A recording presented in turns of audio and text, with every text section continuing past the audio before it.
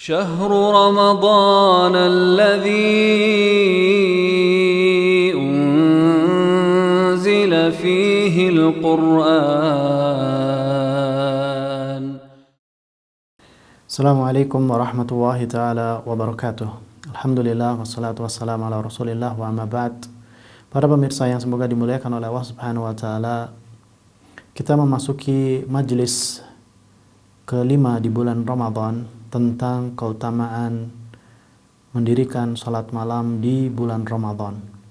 Rasulullah SAW bersabda, "Man qama Ramadan imanan wa ihtisaban, ghufira lahu ma taqaddama min dhanbih." Barang siapa yang mendirikan salat di bulan Ramadan penuh dengan keimanan dan juga penuh mengharap ridha atau pahala dari Allah Subhanahu wa taala, maka ghufira lahu ma taqaddama min dhanbih, akan diampuni dosa-dosanya yang telah lalu. Hadza wallahu taala alam wa sallallahu ala nabiyina Muhammad. Wassalamu alaikum warahmatullahi taala wabarakatuh.